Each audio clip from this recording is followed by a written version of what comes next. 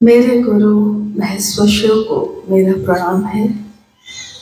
इस कालखंड के प्रथम शिव के शिष्य और हम सबों के परम आदरणीय वरेण्य गुरु भ्राता साहब श्री के चरणों में मेरा प्रणाम है। शक्ति स्वरूपा माँ नीलमानंद जी के चरणों में मेरा प्रणाम है और सरायकेला जिला के इस हॉल में उपस्थित आप सभी गुरु भाई गुरु बहन के चरणों में मेरा प्रणाम है।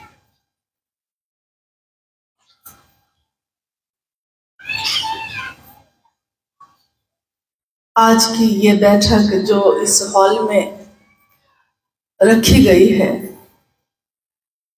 शिव शिष्यों की संगोष्ठी या शिव शिष्यों की बैठक, उसका एकमात्र उद्देश्य एक ही होता है। हम सब जिसने भी शिव को अपना गुरु बनाया है, हम अपने गुरु शिव की स्थापना अपने दिल में तो करें ही, यथार्थ में करें और दूसरों के दिलों में भी सचमुच में कैसे करें, इस पे बात करने के निमित्त, इस पे कैसे काम करें, हमारा जो लक्ष्य है उसके लिए हमारी मनसा वाचा और कर्मणा क्या होना चाहिए। क्योंकि यहाँ इस हॉल में उपस्थित सभी गुरु भाई गुरु बहन शिव के शिष्य हैं और किसी ने 1 साल पहले शिव को गुरु बनाया होगा, किसी ने 10 साल पहले बनाया होगा, लेकिन हमारी मंजिल एक ही है, रास्ता भी एक ही है, चलने की गति भी एक ही है, उद्देश्य भी एक ही है। तो जब ये सारी चीजें एक हो जाती हैं तो अब हम सबको चलना है। शिव के गुरु स्वरूप की बात जनमानस में करने जब हम जाते हैं तो लोग हम लोगों से तरह तरह की बातें पूछते हैं। शिव भगवान हैं, उनको गुरु क्यों बनाए? शिव के अनेक रूप धरती पे पूजित हैं, जिसके बारे में कुछ रूप जो उनके ऐसे हैं स्वरूप, उसके बारे में आप जानते भी हैं। झारखंड में ही वैद्यनाथ धाम है, बाबा धाम जिसको हम कहते हैं। शिव के वैद्यनाथ रूप की पूजा होती है, यानी वैद्य मतलब जो प्रकृति से, जंगल से जड़ी बूटी, पत्ती, छाल, यानी शिव की ही प्रकृति में रहने वाले लोगों का इलाज शिव की प्रकृति से ही जो कर दे, वो वैद्य का भी वैद्य कौन है? तो वैद्य राज शिव, उसके रूप में उनकी पूजा होती है। आप चले जाइए उज्जैन, महाकाल, महाकाल एकमात्र शिव को कहा गया, उन्हीं का एक स्वरूप है, लेकिन महाकाल के रूप में उनका ये स्वरूप ये दर्शाता है कि काल भी जिनसे नियंत्रित होता है। हम आप काल से नियंत्रित होते हैं, लेकिन जिस काल के अधीन आकर ईश्वर को भी, भगवान को भी भोगना पड़ता है, अपने शरीर की जो भी क्रियाएं हैं, जो भी स्थिति है, परिस्थिति है, उसको धरती पे अगर अवतार में भी कोई आया है, इंसान के शरीर में आया है, तो उसके ऊपर काल लागू हुआ है। इसके उदाहरण है हमारे आपके बीच। आज जो भी शरीर में आए और आज भगवान के रूप में उनकी पूजा कर रहे हैं आप लोग, हो रही है, लेकिन जब वो अपने जीवन में रहे, इस शरीर में रहे, इस मानव तन में रहे, तो उनका जीवन कैसा रहा? चाहे वो भगवान राम हो, चाहे वो भगवान कृष्ण हो, लेकिन उनके जीवन में एक पल को भी सुख नहीं, एक पल को भी शांति नहीं, सुरक्षा नहीं। यानी काल के अंदर जो आया, शरीर आया, तो शरीर पे ये सारी चीजें लागू होंगी। लेकिन महादेव के लिए कहा गया कि जो काल के भी काल है, काल को भी जिससे डर लगता है, काल के भी जो महानियंत्रक हैं, उनका एक रूप महाकाल का है, और महाकाल के रूप में भी उनकी पूजा इस धरती पे होती है। आपने देखा होगा अघोर पंथ के भी बहुत लोग हैं जो अघोरी के रूप में, जैसा जब महाकुंभ होगा या कुंभ लगता है तो आप अखबार में पढ़ते होंगे या समाचार में सुनते होंगे कि अघोरी लोग जा रहे हैं स्नान के लिए, महास्नान के लिए जा रहे हैं। उनके भी एकमात्र आराध्य कौन है? इस रास्ते पे चलने वालों के भी, कपालिकों के भी, जिनके गले में मुंडमाल और हड्डी की माला होती है, उन कपालिकों के गले में जो ये चीजें हैं और जिस पद्धति से वो आगे बढ़ रहे हैं, उनके आराध्य कौन है? उनके आराध्य हैं महाअघोरेश्वर शिव, महाकपालेश्वर शिव। यानी इस धरती पे शिव के अनेक रूपों की पूजा होती आई है। नटराज शिव, नीलकंठ उमा के पति, उमा के पति के रूप में हम लोग अपने घरों में उनकी पूजा करते हैं। गृहस्थों के साकार आदर्श, यानी जो गृहस्थ आश्रम में हम आप रहते हैं, छोटे छोटे परिवार हमारे हैं, बच्चे हैं, माँ बाप हैं, गृहस्थ आश्रम, उसके भी साकार आदर्श कौन है? तो शिव है। गृहस्थों के साकार आदर्श सिर्फ शिव को कहा गया। कोई माता पिता अपनी बेटी को अगर आशीर्वाद देता है तो वो यही कहता है कि उमा महेश्वर की जोड़ी बनी रहे। गौरी पार्वती, गौरी पार्वती अनेक नाम है उनके भी, और शिव के साथ जो उनका विवाह है, तो हम अपने बच्चों को उसका आशीर्वाद देते हैं, क्योंकि हमने देखा है कि ये शिव का परिवार एक ऐसा परिवार है जिसमें जाकर, जिसके नजदीक होकर आपके जो जन्मजात स्वभाव है वो भी तिरोहित हो जाता है, वो भी भूल जाते हैं आप।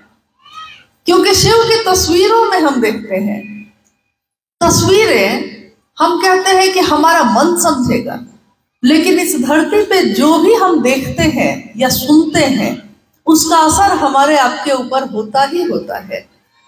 तस्वीर लगी होती है महादेव की, उनके परिवार की।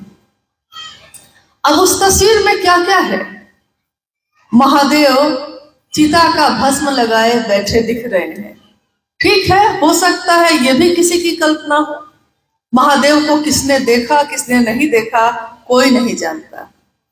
कोई ऐसा नहीं है इस धरती पे जो कह सकता हो कि मैं जानता हूं महादेव को पूरा का पूरा। यह हो ही नहीं सकता, क्योंकि शिव की अवधारणा ऐसी नहीं। शिव का परिवार जिसमें हम देखते हैं कि शिव का वाहन है नंदी, यानी बैल। मां पार्वती, शिव की शक्ति भगवती स्वयं बैठी है। शेर उनकी सवारी है। जंगल में जाइए तो शेर बैल को खा जाता है, यानी भोजन है उसका, उसी से उसकी भूख खत्म होगी, इतना जरूरी है उसके लिए। उनके पुत्र बैठे हैं, उनकी सवारी है। गणेश जी की सवारी है चूहा, कार्तिकेय जी की सवारी है मोर। मोर चूहा को खाता है, सांप को खाता है, और सांप चूहा को खाता है। यानी जितने भी लोग आसपास बैठे दिख रहे हैं, इतने घोर शत्रु हैं एक दूसरे के कि सीधे खा ही जाते हैं, बचने का सवाल नहीं है। ऐसा नहीं है कि थोड़ी सी बात कह के छोड़ देते हैं या ठोकर लगा के छोड़ देते हैं, जी ना, पूरा का पूरा खा ही जाते हैं। ऐसा व्यवहार है जगत में, लेकिन शिव के भाव में जब बैठते हैं तो अपना जन्मजात स्वभाव भी भूल जाते हैं।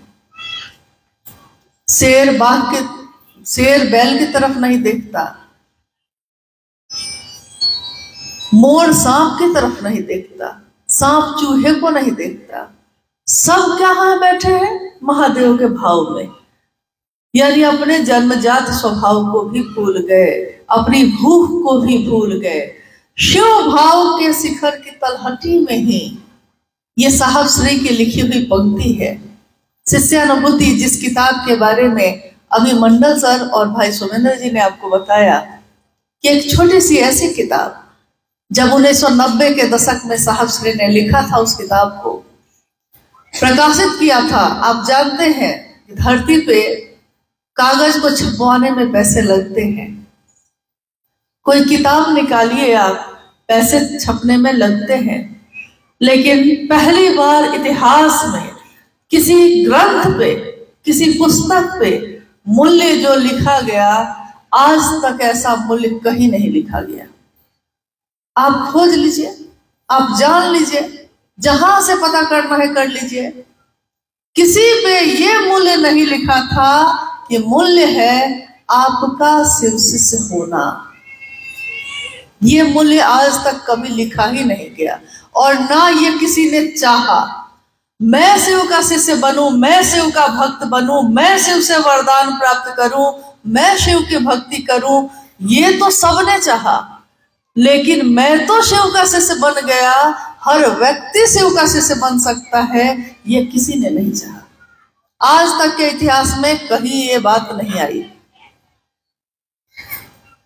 और हम आप तो इंसान हैं, हम एक दूसरे को खाते नहीं हैं, तब भी हमारा अगर जन्मजात स्वभाव नहीं बदलता है, इसका अर्थ है कि हमने शिव का साथ लिया ही नहीं है। शिव का साथ लेंगे तो कोई शत्रु यहाँ नहीं है, कोई पराया नहीं है, सब अपने। लेकिन एक बात याद रखिएगा, साहब की बोली हुई एक पंक्ति है कि गहरे प्रेम में भय पैदा होता है छोटी छोटी बातों से। गहरा प्रेम जब किसी से हो जाए, हमको किसी से हो सकता है, किसी व्यक्ति से हो सकता है, अपने बच्चे से हो सकता है, अपनी पत्नी से, अपनी बहन से, अपनी माँ से, अपने मित्र से, किसी से भी हो सकता है, यहाँ तक कि ईश्वर से भी हो सकता है।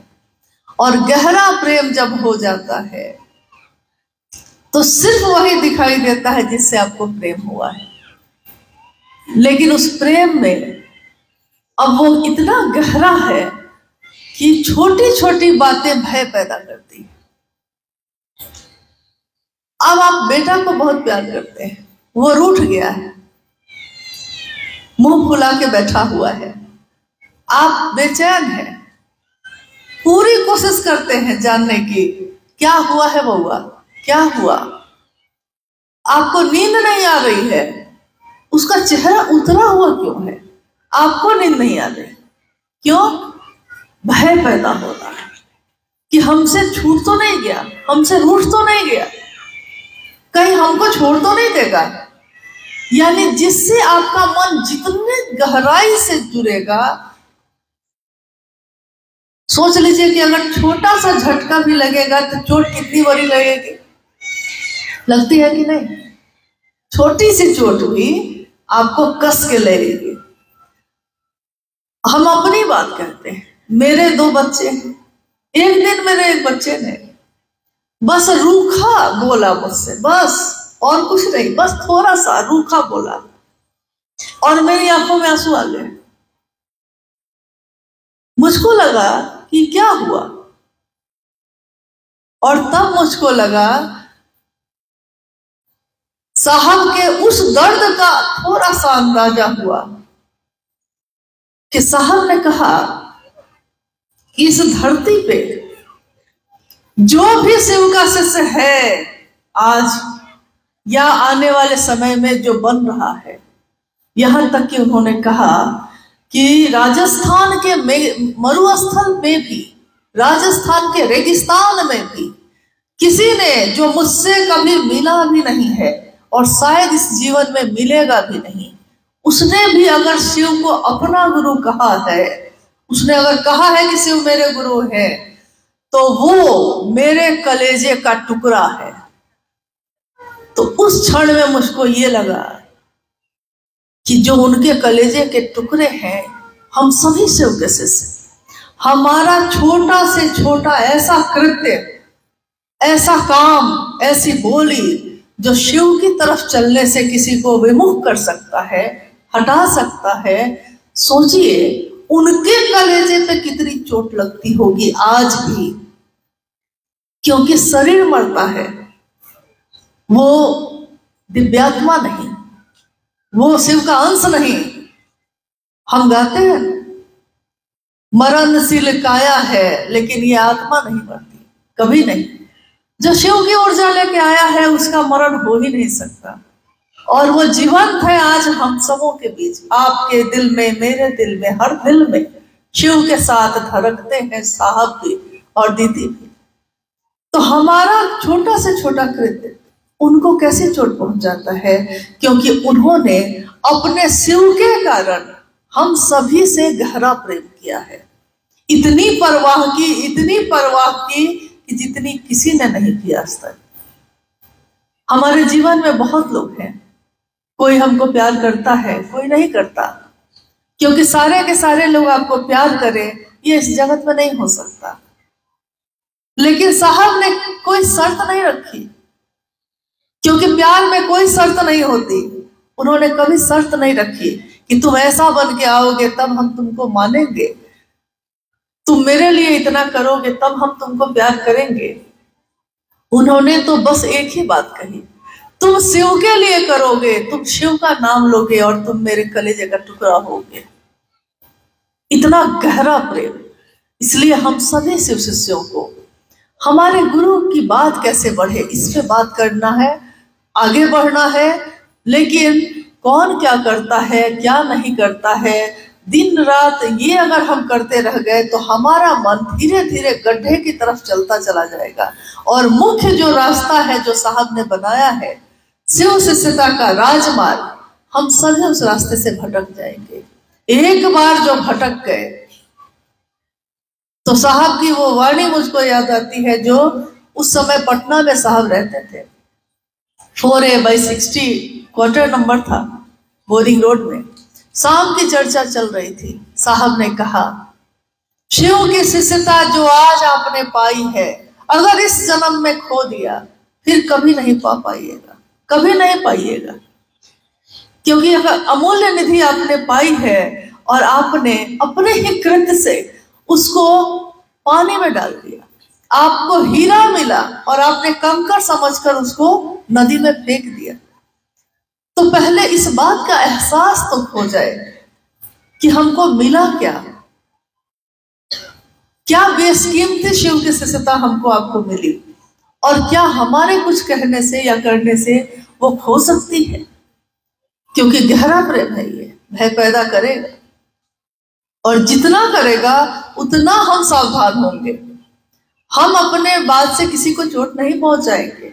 हम किसी के लिए दो तरह का नहीं कर सकते, क्योंकि साहब दीदी ने नहीं किया, महादेव ने नहीं किया, तो महादेव के लोग कैसे करेंगे।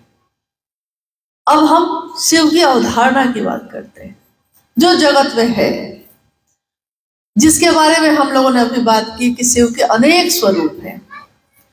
शिव की अवधारणा पे साहब ने जब भी कहा, उन्होंने कहा कि शिव को जानना, शिव तत्व को जानना ऐसा ही है जैसे एक घटना में 3 अंधे जा रहे थे, जिनकी आंखें नहीं थी, जो आंखों से देख नहीं सकते थे।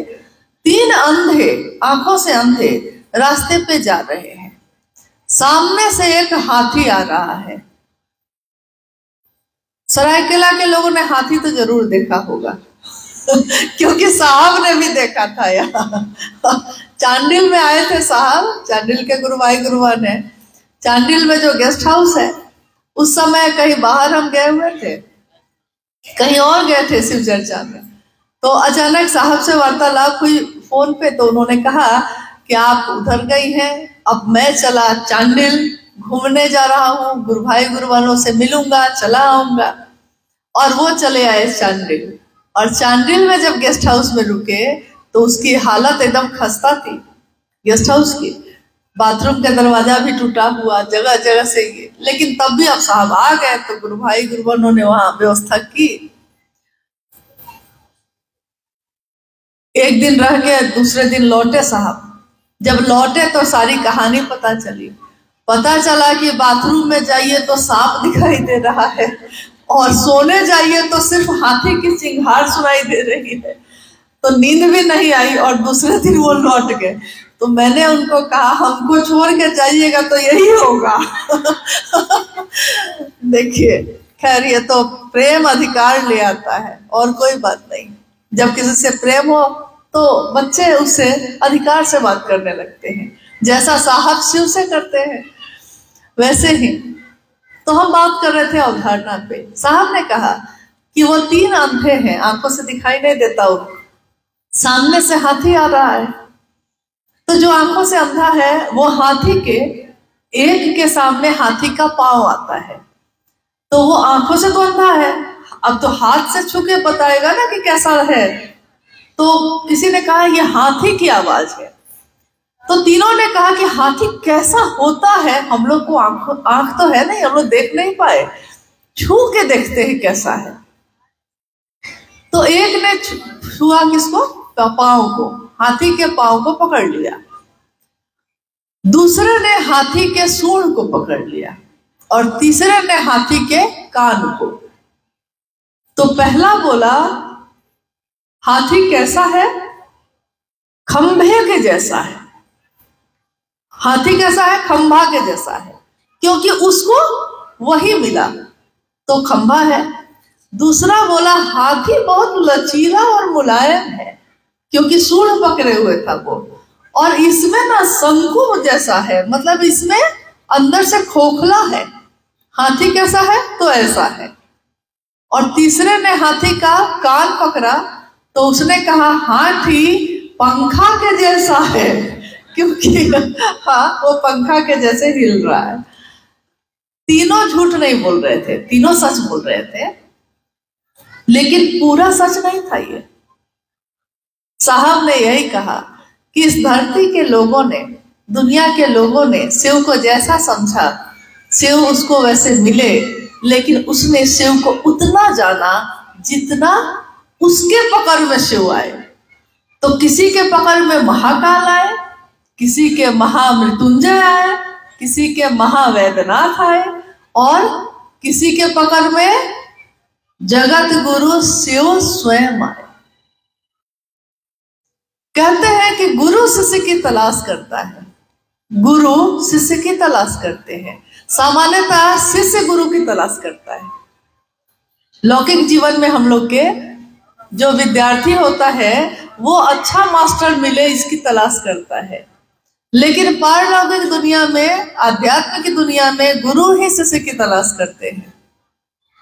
ये सारी घटना जो आपने अभी सुनी मंडल सर से, शिव शिष्यता की पृष्ठभूमि, व्याप्ति, प्रयोजन। पृष्ठभूमि मतलब जो आज ये चीज दिख रही है, आज जो ये माइक दिख रहा है, इस माइक को बनने में क्या क्या लगा, इसमें कैसे बना, ये इसकी पृष्ठभूमि हो गई। व्याप्ति यानी आज जो ये दिख रहा है, और इस माइक का उद्देश्य क्या है, यानी इसके द्वारा ज्यादा से ज्यादा लोगों तक बात पहुंचाई जा सकती है। शिव की शिष्यता की पृष्ठभूमि में साहब श्री का जीवन, शिव के शिष्य हरिंद्रानंद साहब जी का जीवन, उसकी सारी घटनाएं हैं।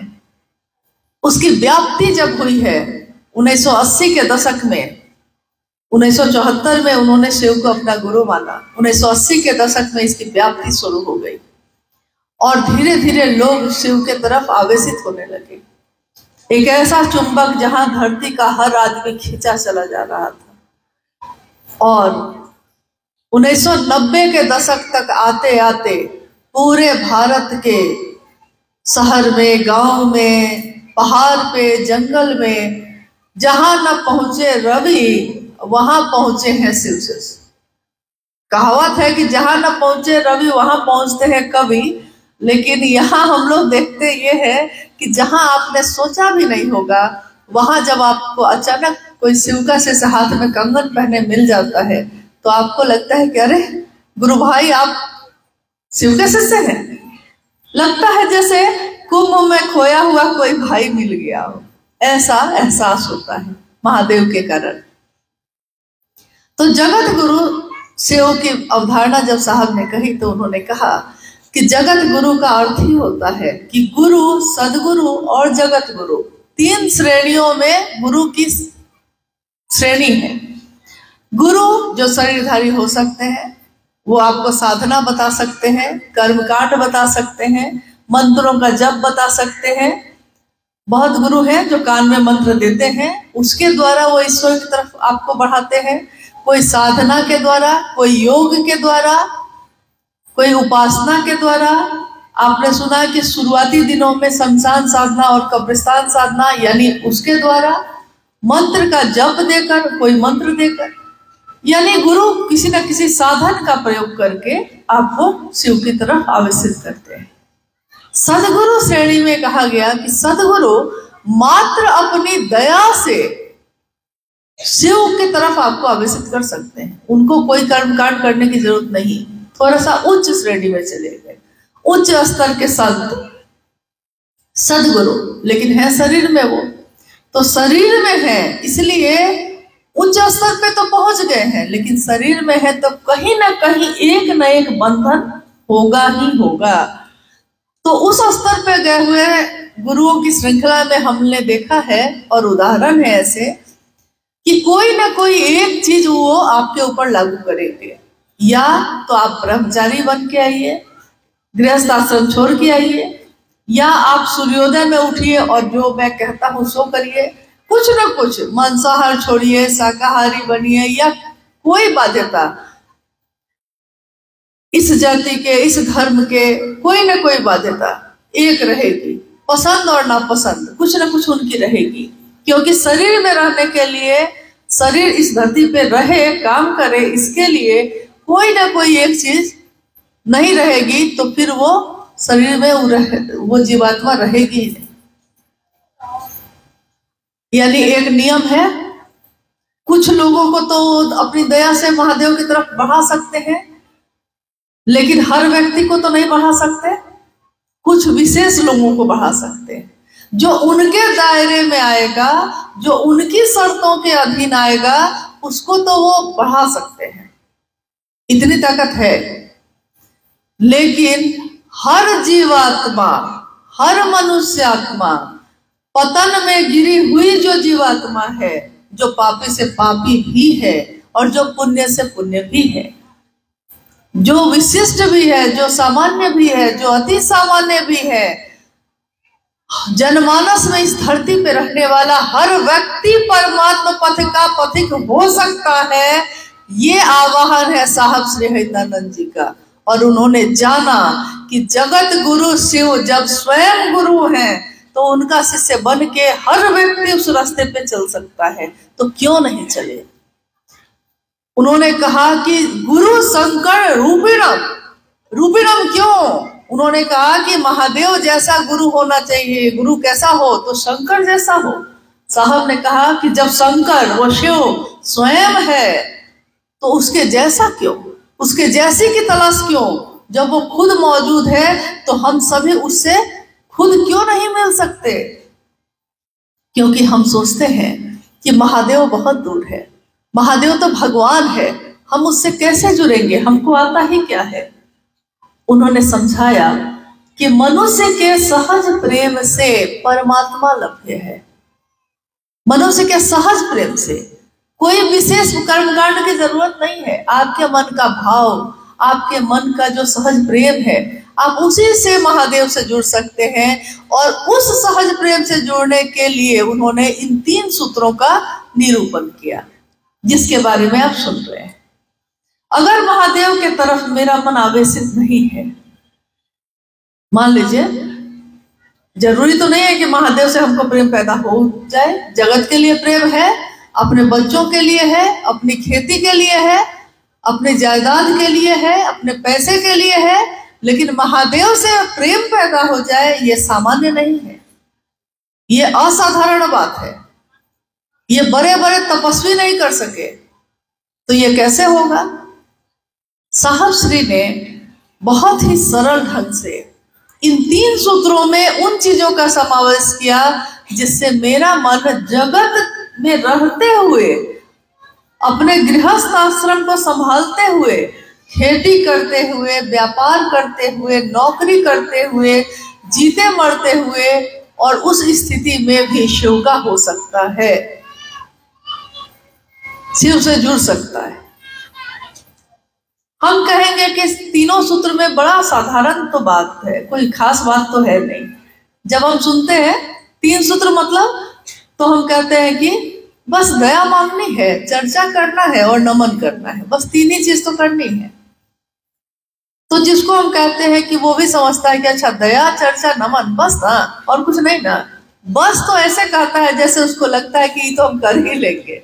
लेकिन जब वो करने लगता है तब उसको लगता है कि ये इतना आसान नहीं है।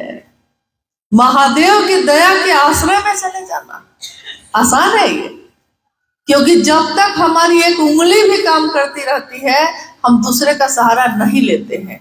वास्तविकता यही है।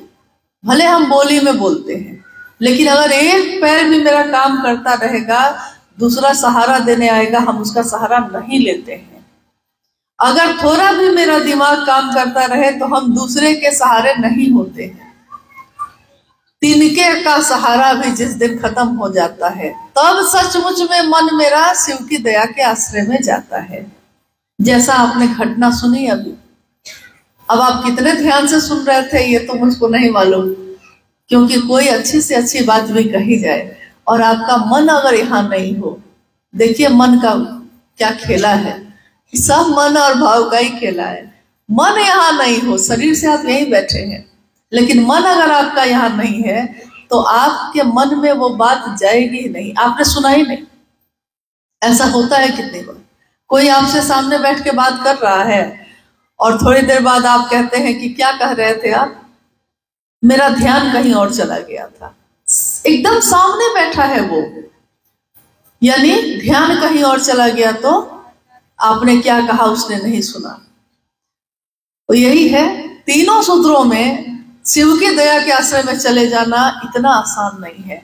लेकिन अगर बार बार बार बार इसी बात को हम कहते रहे तो कहते हैं कि झूठ भी कहते कहते एक दिन साच बन जाता है, सच बन जाता है। शायद महादेव की ऐसी दया हो जाए, एक बार उनकी दया मिल गई तो कितने जन्म, कितने लोग कहते हैं भोग और मोक्ष, उसके तो अभिन्न रूप से दाता है वो शिव। कितने जन्म में रतर जाए, दया तो उनकी हो जाए, उनके लिए उनको चाहे ये तो हो जाए। महादेव की बात करते हैं हम लोग, कितने लोग कितनी बात करते हैं। जैसा अभी आप लोग को लगेगा, लेकिन ये गुरु का मंच है, चाहे वो चादर बिछी हो, चाहे वो मंच बना हो, हम उसको गुरु का मंच ही कहते हैं। नहीं, हम साप्ताहिक चर्चा में भी बैठते हैं तो हम लोग सामने एक चादर बिछा देते हैं और कहते हैं कि गुरु का मंच है ये, क्योंकि ये मंच आपने अपने मन में बनाया, ये मेरे गुरु का स्थान है। इस स्थान पे और लोग आएंगे बैठेंगे, लेकिन रहेगा यह स्थान मेरे गुरु का ही। तो जब हम इस मंच से प्रणाम करते हैं तो हम सभी की जिम्मेदारी है कि हम इस मंच से अपने गुरु महादेव को प्रणाम करें, और जिसने ये रास्ता बताया, जिसने ये पता बताया, साहब श्री और मां नीलमानंद जी को प्रणाम करें। हम में से चाहे कोई आए जाए, लेकिन इस मंच पे व्यक्ति की स्थापना या व्यक्ति को संबोधित करके प्रणाम करना ठीक नहीं है, क्योंकि एक बार अगर ये शुरू हो गया तो फिर ये बढ़ता चला जाएगा और आप इसको रोक नहीं पाइएगा। इसलिए मेरा निवेदन है, अपने घर में अपनों से अपनी बात हो रही है तो हमारे अंदर अगर कुछ भी इधर से उधर हो रहा है तो हम लोग को उसी समय रोक देना चाहिए। तो मेरा निवेदन है कि आगे से कभी ऐसा हम लोग ना करें कि हाँ भैया आए हैं तो प्रोफेसर साहब आए हैं तो उनको भी प्रणाम, बरखा दी आई है उनको भी प्रणाम। हम सभी शिव के शिष्य हैं, आप एक बार में कह सकते हैं महादेव को प्रणाम, साहब दीदी को प्रणाम और सभी गुरु भाई गुरु बहनों को प्रणाम, क्योंकि हम भी वही हैं। जैसे ही आप किसी को विशेष बनाइएगा, महिमा मंडित करिएगा, तो वो सामान्य लोगों के साथ महादेव का काम नहीं कर सकेगा और इसमें मेरा ही पतन होगा। आप मेरा भला नहीं करेंगे, आप मेरे लिए बहुत बुरा कर दीजिएगा। साहब दीदी का साथ लेना है, चलना है, काम करना है हम लोगों को, और एक एक घर में शिवशिष्टा का दिया जले, ऐसा करना है। सरायकेला जिला और टाटा जिला, जमशेदपुर जिला, दोनों एक दूसरे से जुड़ा हुआ जिला है। हमेशा इस जिले के लोग एक दूसरे के यहाँ जाते आते रहे हैं, आज भी ये सिलसिला कायम है। महादेव की दया रहे कि हमेशा ऐसा ही रहे, एक ऐसा सुंदर परिवार जिसमें लोग एक दूसरे से मिलते जुलते रहे, अपने महादेव का काम बढ़ाए। एक निवेदन और है कि आपके जिले में कम से कम इतना तो हो गया है कि लोग शिव के गुरु स्वरूप के बारे में जान गए हैं, लेकिन बहुत ऐसे राज्य हैं, बहुत ऐसे जिले हैं जहां अभी तक शिव का संदेश नहीं पहुंचा है। अभी भाई विमल जी जब आप आए थे, बात कर रहे थे, उन्होंने एक जगह का नाम लिया, शायद आपने सुना कि नहीं, विशाखापत्तनम। विशाखापत्तनम आंध्र प्रदेश में एक शहर है। आंध्र प्रदेश जो राज्य है, झारखंड राज्य में जैसे हम लोग सरायकेला में है वैसे ही, और महत्वपूर्ण शहर है। बहुत वर्षों से कुछ गुरुबहनों ने, कुछ लोगों जो गुरुबहन है सिर्फ वहां, उन लोगों ने शिव की शिष्यता का दिया जला के रखा है, लेकिन उनको मदद की जरूरत है, क्योंकि उनके यहाँ ऐसे लोग नहीं कोई जा रहे हैं जो उनके साथ मिलकर महादेव का काम बढ़ाने में उनकी मदद करें। साहब ने कहा हमेशा कि कील ठोका हुआ है उसी को ठोकने आप बार बार जाते हैं। जहां शिवशिष्टा बढ़ चुकी है वहां बार बार जाने की बहुत जरूरत नहीं है। अगर वहां लोग खड़े हो गए हैं तो उन्हीं को मजबूत करिए, आगे बढ़िए, वो लोग आगे बढ़े, वो लोग दूसरों को मजबूत करें, दूसरे भी आगे बढ़े। और आप जो अब ये काम कर चुके हैं, अब आप दूसरी नई जगह पे जाइए, वहां जहां जरूरत है आपकी। जो शिव के नाव पे बैठ गए वो तो भवसागर पार कर ही जाएंगे, लेकिन उनका क्या जो अभी भी तट पे खड़े हैं और इंतजार कर रहे हैं कि कोई आएगा और मेरे, क्या ये बोलते हैं सुमेंद्र जी, कोई आएगा मेरा सोया भाग्य जगाएगा। कौन? हाँ, कोई आएगा मेरे गांव में और ऐसा होगा। निवेदन है मेरा एक, क्योंकि अब हम लोग थोड़ा सा, हमको लगता है ऐसा, अब आपको क्या लगता है कि अब हम लोग पहले क्लास में नहीं रहे, कुछ क्लास तो ऊपर आ ही गए होंगे महादेव की दया से, साहब दीदी की दया से। तो अपने जिला के काम को तो हम लोग संभाले ही, और हम लोग उस जगह को भी संभाले। ये लोग जा रहे हैं, आपके जिला के कुछ लोग जाते रहे हैं, विमल जी, सुषमा जी जाते रहे हैं। मेरा निवेदन है कि आप में से कुछ और लोग भी इस काम को अगर कर सकते हैं तो जो मदद हम लोग की भी हो सकेगी हम लोग करेंगे, ताकि उस जगह पे महादेव का दिया जले, महादेव का झंडा बुलंद हो, उन लोगों को मदद मिले।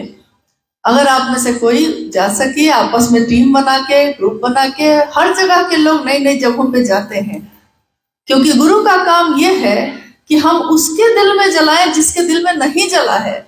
जिसके दिल में जला है वो अपने दिया में तेल डाल लेगा, लेकिन वो नहीं जो जुड़ा ही नहीं है अभी। तो ये एक आग्रह है, ये एक निवेदन है, इस पे आप लोग गौर करिएगा। और हम लोग इसकी उम्मीद करते हैं कि शायद कुछ महीने में हम लोग ये देखें कि आपका जिला सरायकेला और टाटा जिला मिलके उस जगह पे इतना काम कर ले कि हम लोग ये कार्यक्रम वहां करें, तब हम शिव शिष्यों का, गुरु का काम होगा।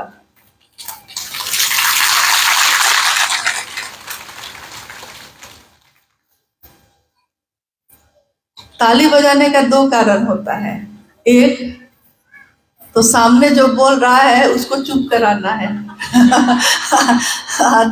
या फिर हाँ ठीक है, या फिर मन में आह्लाद आया है तो दूसरा कारण है ना, पहला नहीं ना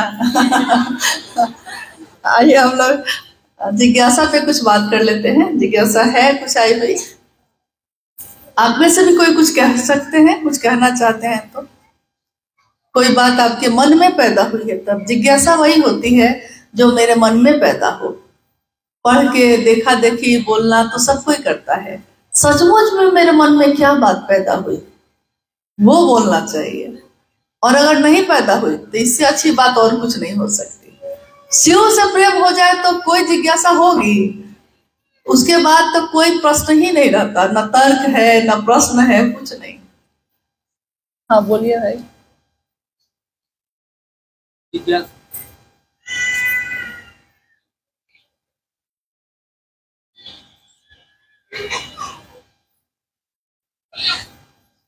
समय थोड़ा ज्यादा हुआ है, तो जैसा मंडल सर ने कहा कि भूख लग गई होगी आप लोगों को, तो हम लोग को भी लगी है, लेकिन बहुत मुश्किल से एक बैठक का आयोजन हो पाता है और इसमें काफी मेहनत आप लोगों की लगती है। तो इसके लिए अगर आधा घंटा आगे बढ़ रहा है तो कोई दिक्कत तो नहीं है। हाँ, जिज्ञासा है, अध्यात्म क्या है, इसके संदर्भ में कृपया बताया जाए। अध्यात्म क्या है? अध्यात्म क्या है, जैसे हम लोग सुनते हैं ना अपने यहाँ कि धर्म, बहुत तरह के धर्म, कोई कहता है हिंदू एक धर्म है, मुस्लिम एक धर्म है, सिख एक धर्म है, लेकिन जैसे ही हम कहते हैं अध्यात्म, तो अध्यात्म का अर्थ ही होता है कि ये अब जाति और धर्म की बात नहीं हो रही है। इसीलिए शिव की शिष्यता के लिए साहब ने कहा कि शिव की शिष्यता जाति, धर्म, संप्रदाय, वर्ण, लिंग से परे है। यानी ये सारी चीजों से ऊपर जाकर कोई चीज अगर आपको मिली है तो वो है शिव की शिष्यता, यानी आध्यात्म की दुनिया में आपने कदम रखा है। आध्यात्म का शब्द आते ही, ये इसका अर्थ आते ही, इसका अर्थ होता है अपने आप को जानना। आपके अंदर जो एक अंश है, एक ऊर्जा है शिव का, उसको जानना, उसकी खोज। मैं कौन हूं, कहां से आया हूं, कहां जाऊंगा, क्यों आया हूं। साहब ने कहा कि जो शिव की ऊर्जा है वो जब किसी मनुष्य में उतरती है, उसी ऊर्जा को हम मनुष्य आत्मा कहते हैं। महादेव की वही ऊर्जा, शिव की वही ऊर्जा किसी जीव में उतरती है तो हम जीवात्मा कहते हैं। और शिव की वही ऊर्जा जो परम ऊर्जा में है उसको हम कहते हैं परमात्मा। ये अलग नहीं है, जैसे बिजली अलग नहीं है। नदी में बिजली पैदा हुई है वो भी बिजली है, ट्रांसफार्मर में जो बिजली आई है वो भी बिजली है, पतले पतले तारों में जो गुजरी है वो भी बिजली है। ये है सब बिजली ही, लेकिन मात्रा, पावर अलग अलग है, ताकत अलग अलग है।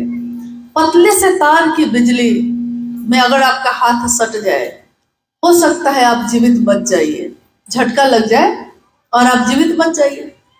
लेकिन अगर ट्रांसफार्मर के नीचे खड़े हैं और 440 वोल्ट गुजरा है और वो तार टूट के गिर जाए, तब क्या होगा? तब तो बचने का कोई चांस नहीं। और जहां बिजली पैदा ही हो रही है वहां तो कुछ बचेगा ही नहीं, जा ही नहीं पाइएगा, बचेगा ही नहीं कुछ। यानी ऊर्जा वही है, परम सत्ता में है तो परमात्मा, और मनुष्य में आई है तो मनुष्य आत्मा। अध्यात्म का अर्थ होता है उसको जानना जो आपके अंदर है। साहब ने कहा कि ये बताइए, एक गुरु भाई ने पूछा उनसे कि हम कौन है, मतलब ये जो मैं है, ये जो बात हो रही है, ये है कौन? तो साहब ने कहा कि ये बताओ, तुम्हारे दोनों हाथ काट दिए जाए और नए हाथ लगा दिए जाए, तब भी तुम रहोगे कि नहीं? तो बोला वो गुरु भाई, हाँ हम रहेंगे। फिर साहब ने कहा कि आंखें अंधी हो जाएं और कोई दान कर दे आंख का और ऑपरेशन करके आंख लगा दी जाए तुमको, अब दूसरे की आंख है ना तुम्हारे आंख में, लेकिन तब भी तुम रहोगे कि नहीं? तो हाँ रहेंगे। साहब ने कहा पूरे शरीर का अंग अंग बदल दिया जाए, सब कुछ बदल दिया जाए, तब भी तुम रहोगे कि नहीं? उसने कहा हाँ तब भी हम रहेंगे। साहब ने कहा ये जो बोल रहा है कि मैं रहूंगा, ये कौन है? जो शरीर नहीं है लेकिन ये बोल रहा है अंदर से, 2 मिनट पहले नहीं पता है क्या बोलेंगे, ये जो अभी बोल रहा है ये कौन है, ये हम है। तो मेरा अपने से ये परिचय तो पहले था ही नहीं। आपका अपने से ये परिचय था। आप जब जाते हैं लोगों से बात करने, लोग तरह तरह की जिज्ञासा करते हैं और आपके मुंह से उत्तर निकलने लगता है। आपने कोई किताब नहीं पढ़ी, आपने कोई शास्त्र ग्रंथ नहीं पढ़ा है, आपको इसका उत्तर नहीं पता था, लेकिन उसने पूछा है तो आप उत्तर दे देते हैं और सामने वाला संतुष्ट हो जाता है और महादेव को गुरु मान लेता है। ये जो वो संतुष्ट हुआ और ये जो आपके मुंह से निकला, ये कौन बोल रहा है? ये आप है या आपका वो मन है जो शिव से अब जुड़ा हुआ है? अब ताकत आपकी हमारी काम नहीं कर रही है। अब ताकत किसकी काम कर रही है? जिससे आपने अपना, एक आम भाषा है, साहब हमेशा इसका प्रयोग किए, टेकुआ। हाँ, अगर बिजली का सप्लाई नहीं मिल रहा है तो टेकुआ देखे हो बिजली का तार का, घर में अंधेरा छाया है, टेकुआ फंसाओ महादेव से, मतलब तार उसमें जोड़ दो तो बिजली आ जाएगी, रोशनी हो जाएगी। तो उन्होंने कहा कि अब आपकी ताकत नहीं काम कर रही है, अब उसकी कर रही है जिससे आपका मन जुड़ा है। आओ चले शिव की ओर एक पुस्तक है, आप में से जरूर बहुत लोगों ने पढ़ा होगा इसको या सुना होगा। आप में से कितने लोगों ने पढ़ा है इसको? अच्छा, ठीक है। अब बताइए, मेरी जिज्ञासा है, एक पंक्ति है लिखी हुई साहब की, सारी पंक्तियां तो उन्हीं की लिखी हुई है, आओ चले शिव की ओर ही उन्हीं का लिखा हुआ है, लेकिन एक पंक्ति है जो उन्होंने लिखी है कि मनुष्य की शारीरिक शक्ति से बलशाली होती है उसकी मानसिक शक्ति, और मानसिक शक्ति से भी बलशाली होती है उसकी आध्यात्मिक शक्ति। ये पंक्ति किस आलेख में लिखा हुआ है? शुरू में ही है, ध्यान में है? ध्यान में किसी के है? नहीं। एक आलेख है उसमें शिव का गुरुपद, उसी में है, लेकिन इसकी व्याख्या उन्होंने जो की है वो भूलने वाली नहीं है। वो क्या है व्याख्या? मनुष्य की शारीरिक ताकत, यानी आपके जो शरीर की ताकत है उससे आप क्या उठा सकते हैं ये बताइए। आप एक सोफा को अकेले उठा सकते हैं? कुर्सी उठा लीजिएगा, अगर उतनी भी ताकत हो तब। अभी हम लोग रांची में थे और चर्चा चल रही थी, सामने एक छोटा सा स्टूल रखा हुआ था, हम बैठे थे, मंडल सर बैठे थे, शिव चर्चा चल रही थी। तो मंडल सर ने उस टेबल को चाहा कि मेरे तरफ वो बढ़ाए, तो हाथ तो वो लगाए लेकिन बढ़ा नहीं सके, छोटा सा टेबल, वो भी वो हाथ से नहीं ढकेल सके। तो उन्होंने कहा कि मेरी इतनी ताकत है कि मैं एक टेबल भी आगे नहीं बढ़ा सका। देखिए, शरीर की ताकत एक दिन काम करना बंद करेगी, करेगी करेगी। और यही वो है जो एक समय ऐसा था कि पहलवान की तरह शरीर था। शरीर की ताकत तो कम ज्यादा होती रहती है, कभी कम होगी कभी ज्यादा। बीमार है तो हम ही लोग, जवान भी आदमी कोई है अगर बीमार हो गया तो उसकी ताकत काम नहीं करती, लेकिन मन की ताकत शारीरिक शक्ति से भी बलशाली होती है उसकी मानसिक शक्ति। मन से तो आप पूरा हॉल को उठा लीजिएगा, नहीं उठा लीजिएगा। मन से तो यहाँ बैठे बैठे सोचेंगे पूरा पहाड़े उठ के वहां से वहां चल जाए, लेकिन शरीर से उठाना संभव नहीं है। और वो मन, अगर उस मन का जुड़ाव जिसमें इतनी ताकत है, उस मन में ही इतनी ताकत है कि कोई कल्पना करता है कि चंद्रमा पे जाएगा एक दिन, और आदमी जाता है, मंगल पे जाएगा, जाता है, गया है, जहां कोई सोच भी नहीं सकता था, वो सारे काम इंसान ने किए हैं। और उसकी कल्पना में था, कभी ये कल्पना में सोचा होगा कि हवाई जहाज बनाएंगे, कल्पना में सोचा होगा कि इतना बड़ा घर बनाएंगे, लेकिन एक दिन जो कल्पना यानी मन में थी वो सामने फिर आई ना। मन में ताकत तो है, बहुत ताकत है, लेकिन उस मन का जुड़ाव अगर शिव से हो जाए, आध्यात्म जिस पे हम लोग बात कर रहे हैं, आध्यात्मिक हो जाए, तो मन मानसिक शक्ति से भी बलशाली है आपकी आध्यात्मिक शक्ति। अब जो है, अब सोच लीजिए कि आपका मन जिससे जुड़ा है, अब आपके मन की ताकत उसके जैसी है। क्या हम लोग कभी सोचते हैं?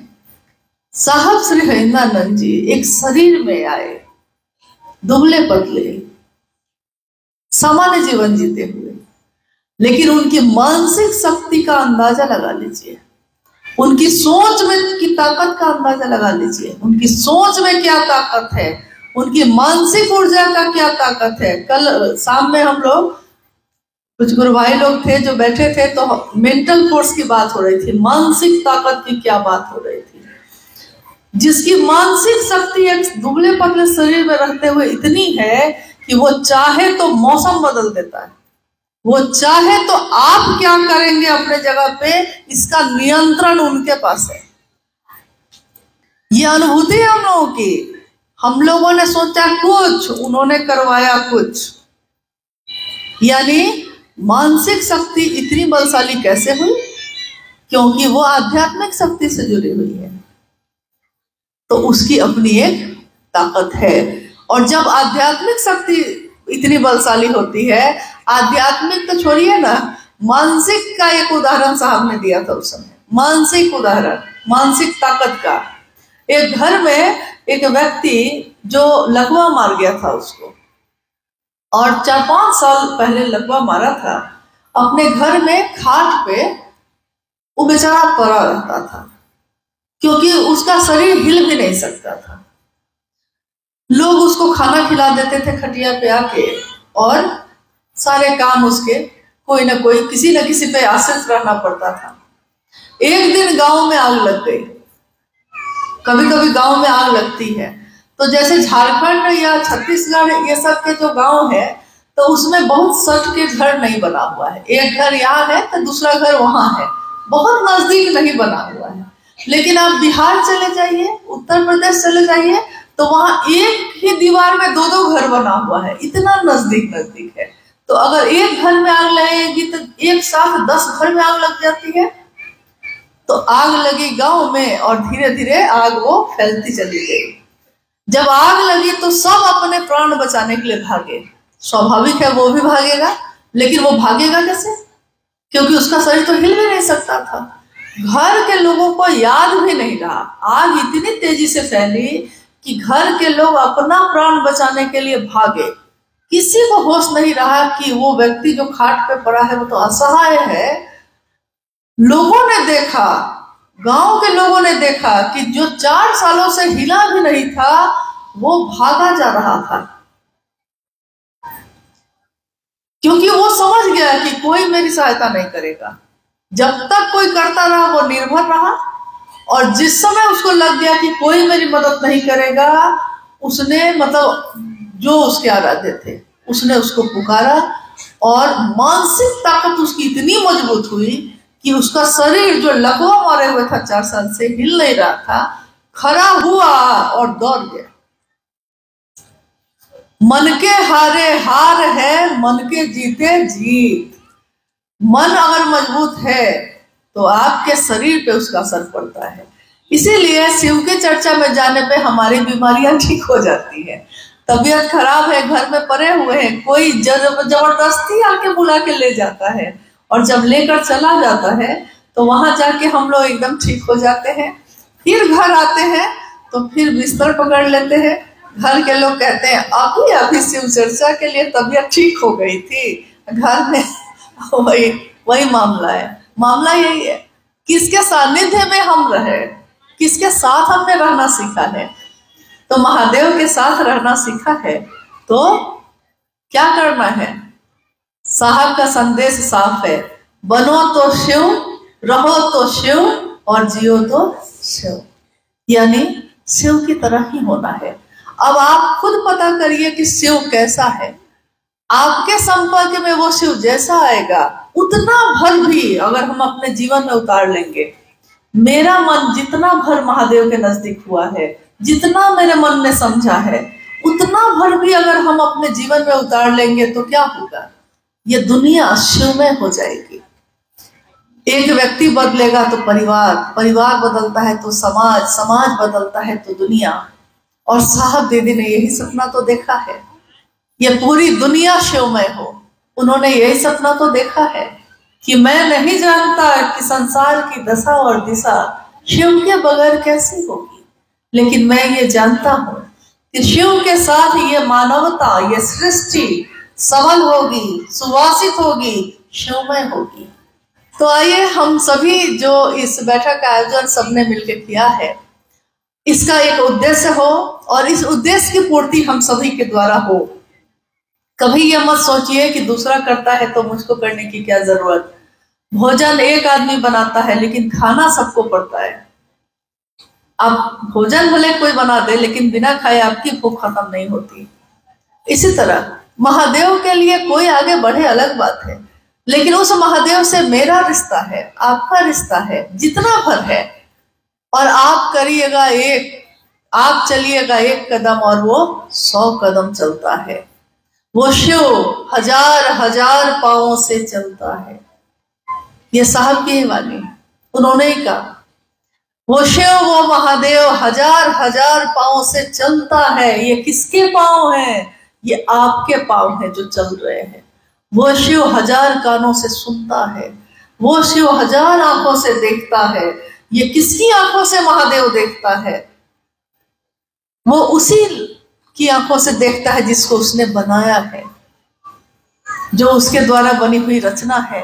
ये दुनिया, इस दुनिया में रहने वाले लोग, और ये दुनिया कौन है? ये महादेव की दुनिया है। इस दुनिया में हम और आप रहते हैं, लेकिन हमारी आपकी दुनिया में वो महादेव नहीं रहता। साहब की पीड़ा का यही एक कारण है। वो महादेव हमारी दुनिया में क्यों नहीं रहता? हम तो उसकी दुनिया में रहते हैं और उसने कोई शिकवा नहीं किया, कभी कुछ नहीं कहा। आइए हम सभी शिव के शिष्य अपने गुरु शिव की स्थापना, अपने गुरु शिव का झंडा बुलंद करने के लिए आगे बढ़े। अब इस बढ़ने में शरीर में हम आए हैं तो हमारी मौत होगी, मेरी भी होगी, आपकी भी होगी, होनी ही है, तय है। जन्म लिया है तो जाएंगे ही जाएंगे। लेकिन आपने देखा है, अगर देश का झंडा बुलंद होता है, एक सिपाही अगर गिरने लगता है तो दूसरा सिपाही उस झंडे को थाम लेता है, गिरने नहीं देता। तो हम सब की भी मौत होती रहे, लेकिन मेरे महादेव का झंडा बुलंद रहे। हम अपनी पीढ़ी को ऐसा बनाए, हमारे बच्चे आगे बढ़े, हमारे बाद आने वाले गुरु भाई गुरुबान आगे बढ़े, ताकि वो महादेव का काम आगे बढ़ाए। इसके लिए दिल बड़ा करना होगा, दूसरों के लिए रास्ता देना होगा। दूसरों का रास्ता रोककर हम खड़े हो जाएंगे तो वो नहीं चल सकेंगे। उनकी मदद करिए, उनको सहारा दीजिए, आगे बढ़ाइए। आप सभी से इसी उम्मीद के साथ कि अगली मुलाकात हम लोग की अगर इस जीवन में फिर से होती है, महादेव के लिए हो और बड़े जगह पे हो, नई जगह पे हो, ऐसी जगह पे जहां कोई नहीं गया और आपके द्वारा जाके महादेव का झंडा बुलंद हुआ, तो हम फिर मिलेंगे, लेकिन अब नई जगह पे। तब तक हम इधर कार्यक्रम करने नहीं आएंगे। आप लोग करिए नई जगह, हम लोग भी करेंगे नई जगह, और हम सब मिलेंगे वहां जहां लोग तट पे खड़े हैं और आपका इंतजार कर रहे हैं। एक दूसरे की मदद करें, एक दूसरे का सहारा बने, ताकि सारी दुनिया शिवमय हो। आप सभी के चरणों में मेरा प्रणाम है।